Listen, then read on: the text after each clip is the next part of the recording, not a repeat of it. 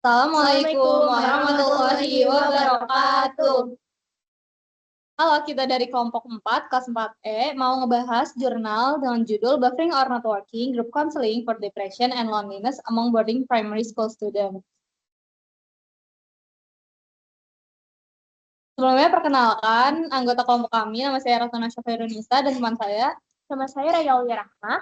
Nama saya Safa Salsabila Kamal. Nama saya Karina Amalia. Saya Elisa Valentina Febrianti.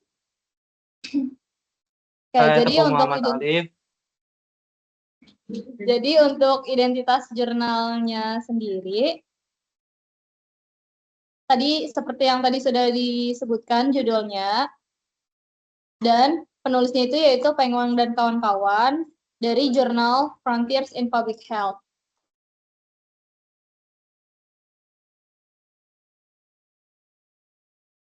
Selanjutnya, tentang alasan dilakukan penelitian. Jadi, kalau di dalam artikel ada beberapa alasan utama kenapa penelitian ini dilakukan. Yang pertama adalah kondisi psikologis siswa asrama yang rentan. Jadi, siswa asrama itu kan mereka jauh dari rumah dan jauh dari keluarga. Otomatis, dia tidak mendapatkan dukungan sosial yang cukup. Akhirnya mereka lebih rentan dalam mengalami kesepian dan juga depresi dibanding siswa yang reguler. Selanjutnya, sisi negatif dari sistem asrama.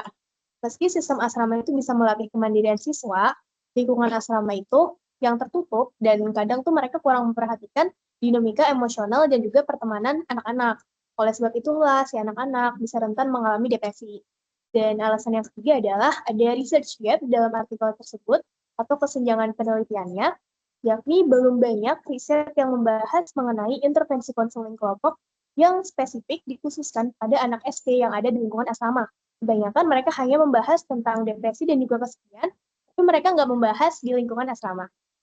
Selanjutnya, untuk tujuan penelitian, tentunya ini ciri khas eksperimen adalah untuk mengetahui pengaruh dari intervensi konseling kelompok terhadap penurunan tingkat depresi dan kesepian di kalangan siswa sekolah dasar di lingkungan asrama.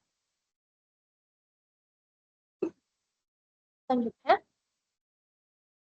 ada kerangka teori perancangan dalam konseling kelompok ini. Namun sebelumnya, ada pengertian dari konseling kelompok ini. Konseling kelompok adalah terapi berbasis diskusi yang dipandu oleh seorang terapis, yang mana di dalamnya mereka saling mendengarkan dan juga membantu memecahkan masalah satu sama lain. Nah, di dalamnya pesertanya itu tujuannya untuk melakukan katarsis atau pelepasan emosional, dan juga untuk belajar mengubah sikap dan juga perilakunya biar jadi lebih baik. Untuk kerangkanya sendiri, si peneliti menggunakan 3 kerangka, yaitu psikologi positif, satir model, dan juga non-violent communication. Untuk psikologi positif, tujuannya itu untuk menggali potensi individu biar mereka bisa berfungsi secara maksimal dan juga berkembang secara optimal. Tentunya untuk meningkatkan kepuasan hidup dan juga kebahagiaan anak-anak di asrama. Selanjutnya, satir model, ini tuh teori yang akarnya dari terapi keluarga, pusatnya pada manusia dan orientasinya pada pertumbuhan. Di model ini tuh peneliti mengadopsi 2 teknik, yaitu teknik meditasi dan juga teknik tarian yang dipersonalisasi. Dan yang terakhir ada non-violent communication, ini tuh bentuk dialog, komunikasi 2 arah yang jujur dan juga saling menghormati, yang mana di tiap pihak itu harus mau mendengarkan, dan juga mereka harus bertanggung jawab atas perilaku mereka sendiri agar hubungannya semakin harmonis. Nah,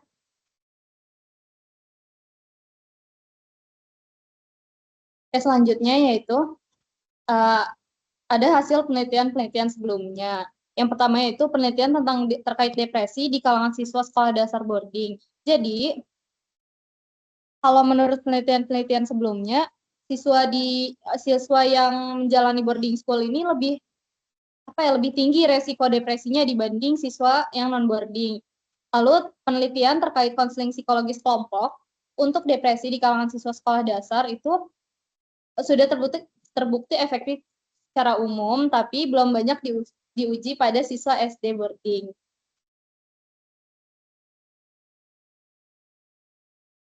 Penelitian selanjutnya yaitu terkait kesepian atau loneliness siswa sekolah dasar boarding. Jadi siswa sekolah dasar yang mengikuti boarding school itu lebih rentan mengalami loneliness. Ini tuh karena keterbatasan relasi keluarga dan lingkungan sosial yang terbatas.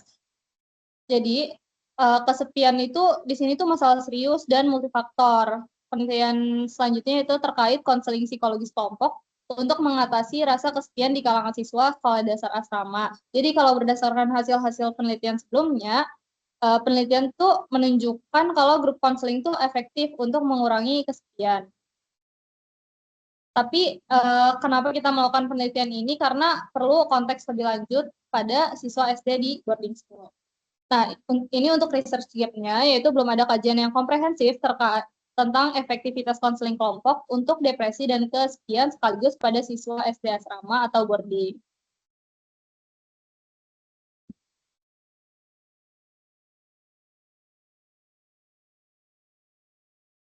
Oke, selanjutnya itu ada metode eksperimen. Nah, siapa sih subjek dari penelitian ini? Subjek dari penelitian ini adalah siswa kelas 5 dari sekolah dasar berasrama atau siswa SD yang boarding gitu di wilayah provinsi Shandong, Cina. Nah, di sini tuh jumlah subjeknya ada 288 orang. Nah, tapi awalnya kalau dari aplikasi Gpower 31 yang dipakai sama peneliti itu harusnya minimalnya 52. Jadi 288 ini kan udah banyak banget ya harusnya. Nah, di sini tuh ada 158 anak laki-laki dan 130 anak perempuan, di mana jadi 288 orang. Nah, di sini mereka dibagi sama kelompok kontrol dan kelompok eksperimen gitu. Jadi 288 orang ini dari 8 kelas dibagi 4 kelas kelompok eksperimen dan 4 kelas kelompok kontrol. Ya, masing-masing kelompok itu berjumlah 144. Nah, desainnya tuh gimana sih? Desain dari penelitian ini adalah desain between subject, di mana kita tahu ada dua kelompok kan, kelompok eksperimen dan kelompok kontrol, yang dicari perbedaannya gitu, perbandingannya. Nah, terus di sini manipulasi variabel bebasnya atau variasi variabel bebasnya ini nih menggunakan presence dan absence. Jadi kelompok eksperimen ini diberikan manipulasi presence, sedangkan kelompok kontrolnya ini nggak diberikan manipulasi sama sekali, di mana manipulasi ini itu tadi konseling kelompok. Nah, terus penelitian ini adalah penelitian pretest dan post-test control group design. Nah, pretest sama post-test control group design kan kita tahunya kalau itu udah dirandomisasi, variabel sekundernya udah diukur, udah ada dua kelompok. Nah, itu kan ya ibaratnya adalah penelitian true eksperimental. Nah, tapi di sini kita nyebutnya penelitian ini adalah kuasi eksperimen. Kenapa kayak gitu? Karena subjeknya ini adalah kelompok kelas. Jadi dia ini memang dirandomisasi, tapi dalam tingkat kelas aja kayak klaster randomisasi gitu. Bukan karakteristik randomisasi. Kayak misalnya kalau dulu itu dirandomisasi berdasarkan kayak matching gitu, karakteristiknya disamain baru dimasukin nih masuk ke kelompok kontrol atau eksperimen. Nah, tapi kalau ini tuh enggak. Nah, variabel sekunder yang dikontrol ini nggak cukup banyak. Di sini tadi ada non-matching, mereka tuh nggak pakai non-matching. Walaupun mereka tuh udah menyatakan kalau setara antara kelompok kontrol dan kelompok eksperimen di awal, karena memang hasil pretestnya itu tuh mirip-mirip. Jadi kayak setara lah, baru diacak tuh mana sih 4 kelas yang jadi kelompok eksperimen dan mana kelas yang jadi kelompok kontrol. Nah, di sini kenapa kuasi eksperimen? Karena peneliti juga nyatain kalau di sini ada bias atribut eksperimenter. Jadi gaya pengajaran atau gaya ketegasan, terus ada kepribadian dari guru-guru di masing-masing kelas tuh beda gitu metode ngajarnya. Next. Oke, selanjutnya ada alat pengukuran variabel terikat. Nah, variabel terikatnya tuh diukurnya pakai dua skala nih, depression dan loneliness. Karena emang di sini yang mau dicari itu pengaruh dari konseling kelompok ke depression sama loneliness. Nah, kalau dari penelitian ini, sebenarnya di penelitian itu cukup kurang karena nggak menjelaskan dari tokoh siapa sih alat ukur ini gitu.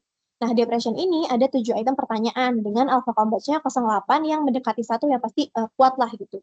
Skala Likert-nya 4 poin, 1 itu selalu dan 1 itu nggak pernah dan 4 itu selalu. Tapi itu nggak jelas lah dia ini nih dapat alat ukurnya dari mana karena nggak dikasih tahu ini alat ukur tokoh siapa. Jadi kemungkinan alat ukur ini diadaptasi dari item back depression inventory. Nah, ini nih saya mencari sendiri karena alat ukur atau item-item yang dimiliki oleh penelitian ini mirip banget sama alat ukur dari BDI. Atau mereka bisa jadi menyusun alat ukur atau menguji validitasnya sendiri. Begitu juga untuk yang loneliness scale. Yang loneliness scale itu ada 24 pertanyaan, di mana 16 pertanyaan mengukur kesepian, dan 8-nya itu pertanyaan sisipan. Kayak, ini kan subjeknya anak SD ya, jadi ada pertanyaan-pertanyaan yang kayak buat pengecoh atau kayak buat seru aja, jadi biar mereka tuh nggak begitu serius. Kayak, saya suka main bola, saya suka olahraga gitu. Sebenarnya ini nggak ada skornya. Nah, di sini juga alfanya 0,9 mendekati 1, skala Likert-nya 5 poin. Di sini juga nggak dikasih tahu secara jelas pakai alat ukur tokoh siapa. Jadi di sini saya mencari dan itu mirip banget sama alat ukur LSDQ dari Stephen Asia. Di sini juga mungkin aja selain adaptasi mereka melakukan penyusunan atau menguji reliabilitas dan validitas sendiri. Next.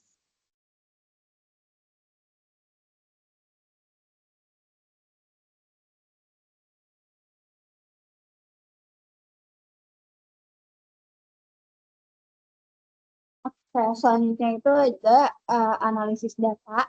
Yang pertama itu ada pemisahan subjek.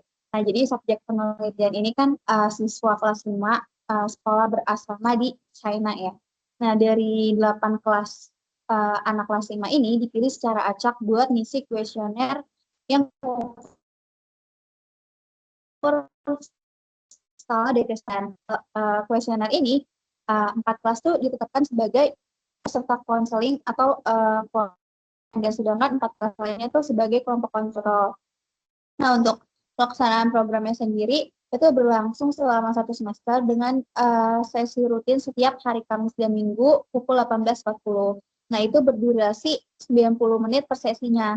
Nah, total sesinya itu ada 11 sesi yang didasarkan pada The 7 Habits of Highly Effective People, juga model satir, terus komunikasi tanpa kekerasan, dan juga psikologi positif. Tujuannya itu untuk menumbuhkan kebiasaan positif pada siswa berasrama gitu. Nah, isi dari sesi konselingnya itu yaitu pada sesi 1 sampai 4 itu kebiasaan proaktif, jadi diajarkan untuk menjawab, juga gak menyalahkan orang lain, pokoknya biar berubah dari dalam. Terus untuk sesi 5 itu mulai dengan tujuan akhir, jadi netapin visi dan misi hidup. Terus untuk sesi 6 itu mendahulukan hal yang penting, jadi prioritas tujuan utamanya. Terus sesi selanjutnya, sesi 7 itu berpikir win-win solution, jadi terus sesi 8 itu mendengarkan secara efektif untuk meningkatkan komunikasi. Terus sesi 9 sampai 10 itu sinergi dan efektivitas tim. Dan terakhir itu sesi 11 pembaruan diri secara fisik, mental, dan juga emosional. Boleh di next.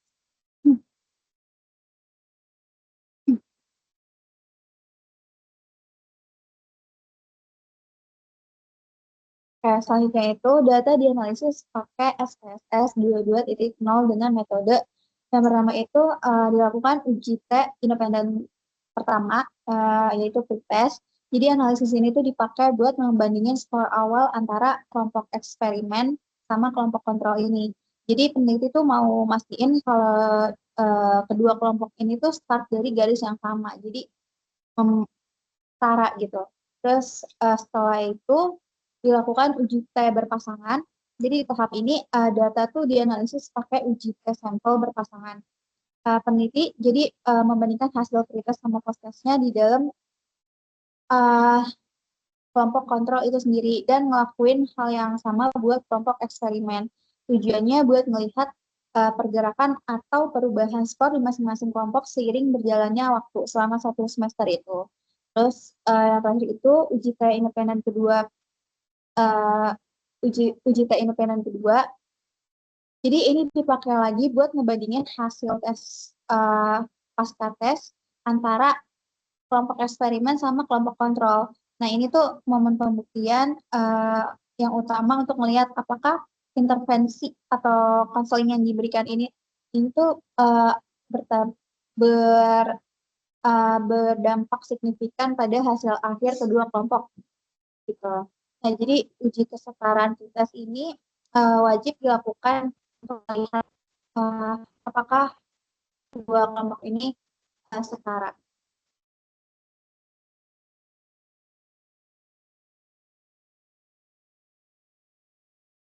Nah, selanjutnya itu ada hasil. Next.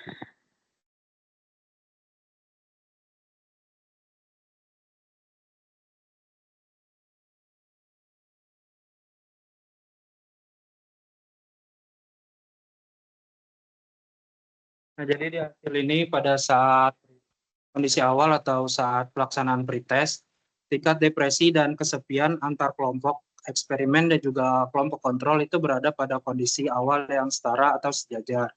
Sedangkan pada saat post-test, variabel depresi kelompok kontrol mengalami peningkatan skor depresi secara signifikan dengan p-value 0,046.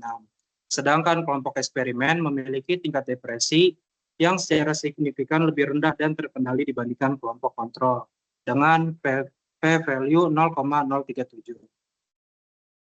Sedangkan variabel kesepian tidak ditemukan perubahan skor yang signifikan pada kelompok eksperimen maupun kelompok kontrol setelah intervensi diberikan. Jadi kesimpulannya itu intervensi konseling kelompok ini itu berfungsi sebagai penyangga yang sukses mencegah kondisi depresi siswa agar tidak memburuk, namun belum memberikan dampak signifikan terhadap penurunan tingkat kesepian. Next.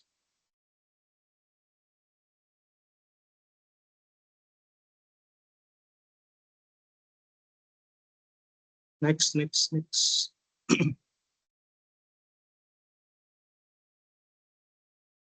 Oke, pembahasan.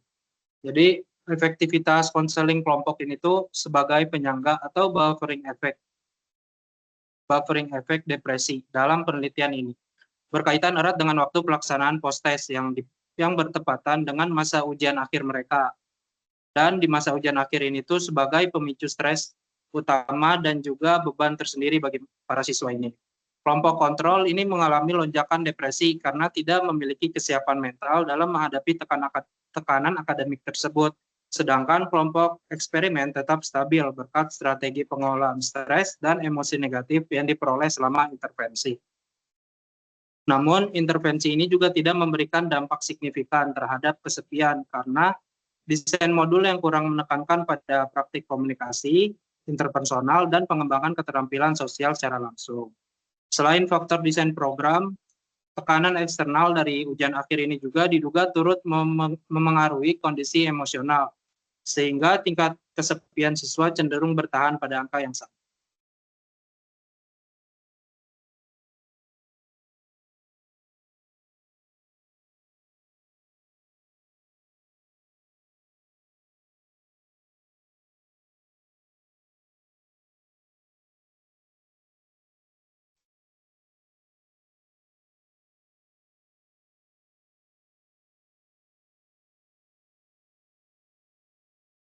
Baik, selanjutnya ada keterbatasan dari penelitian ini.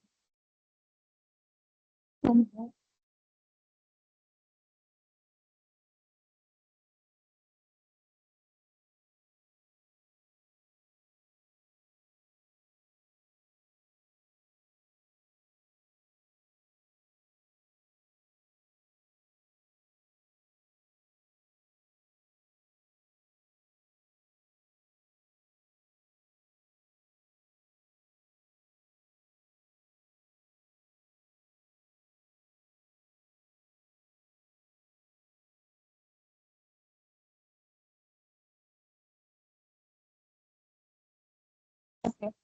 Selanjutnya itu ada keterbatasan.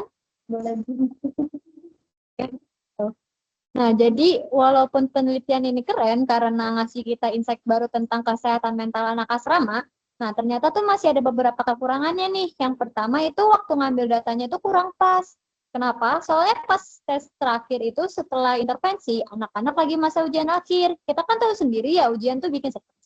Nah, jadi bisa aja mereka kelihatan lebih stres atau sedih bukan karena konselingnya itu nggak efektif, tapi karena emang lagi capek dan tertekan karena ujian.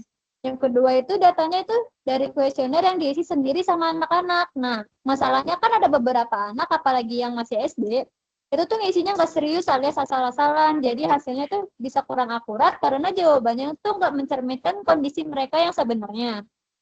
Terus yang ketiga itu sampelnya terbatas banget karena cuma anak kelas 5 di satu daerah aja yang diambil, terus jadinya hasil penelitian ini tuh belum tentu bisa berlaku buat anak-anak di tempat lain yang kondisi hidupnya berbeda.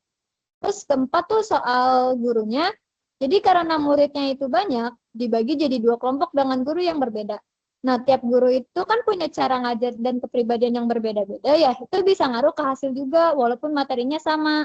Nah, yang terakhir, itu ada peneliti kurang punya data yang mendalam. Maksudnya tuh mereka nggak punya rekaman atau catatan detail tentang apa yang terjadi selama sesi konseling. Jadi agak susah buat ngerti secara lebih dalam sebenarnya apa sih yang bikin perubahan itu terjadi. Boleh di next.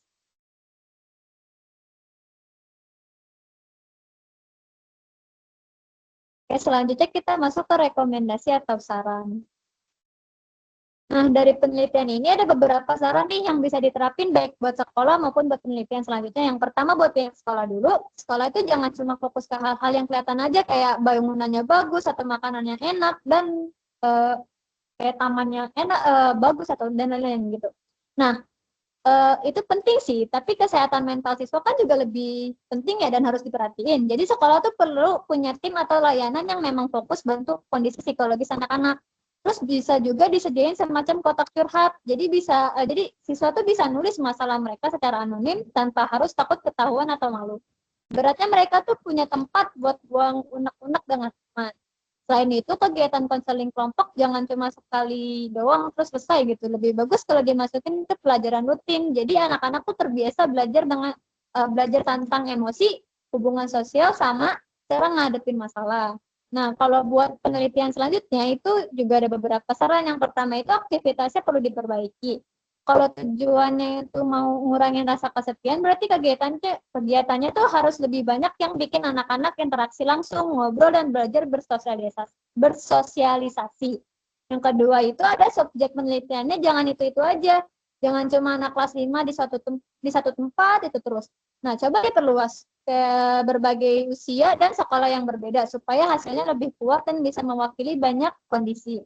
Yang terakhir, jangan cuma ngandelin kuesioner, soalnya kita nggak pernah tahu apakah semua anak jawab dengan jujur atau serius. Jadi lebih bagus kalau ditambah observasi langsung atau wawancara, biar datanya lebih lengkap dan mendalam.